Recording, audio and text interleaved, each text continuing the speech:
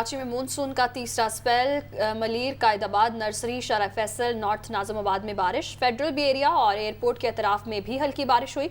अगले चंद घंटे के बाद शहर के चंद एक मकामात पर तेज बारिश मुतवक्के है। कराची में मूसलाधार बारिशों के बायस अर्बन फ्लडिंग का खदशा है। तो कराची में मानसून का तीसरा स्पेल शुरू हो चुका है। मलीर, कायदाबाद, नर्सरी, शाहराह फैसल, नॉर्थ नाज़िमाबाद में बारिश हुई है। सालिहा फेरोज हमारे साथ मौजूद हैं। सालिहा, बताइएगा कि अभी बारिश कितनी रिकॉर्ड की गई है और ये भी कहा जा रहा है कि मज़ीद बारिश का इम्कान है।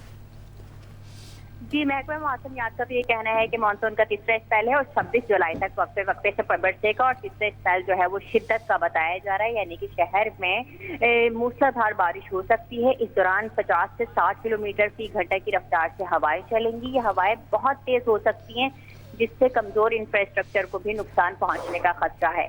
ताहम अर्बन फ्लडिंग का खतरा भी जाहिर किया गया है। तेज बारिशों के नतीजे में महकमा मौसमियात ने मुताल्लिका इदारों को एडवाइजरीज जारी कर दी थी ताकि किसी भी किस्म की खतरनाक सूरत हाल से निपटा जा सके। ताहम शहर के अब मुख्तलिफ मकामात पर बारिश हो रही है, कहीं दरमियाने दर्जे की तो कहीं हल्की बारिश हो रही है, तो कहीं कहीं थोड़ी देर के लिए तेज बारिश भी हो रही है। ओवरऑल जो है कराची शहर का मौसम इस वक्त का नहायत ही खुशगवार हो गया है और वही मनाजिर हमें देखने को मिल रहे हैं जिसके लिए हम कराची वाले जो है वो तरसते हैं। बारिश का अभी सिर्फ आगाज ही हुआ है, तो बारिश का रिकॉर्ड जो है वो तकरीबन दोपहर के औकात में जारी किया जाता है 3 से 4 घंटे के बाद।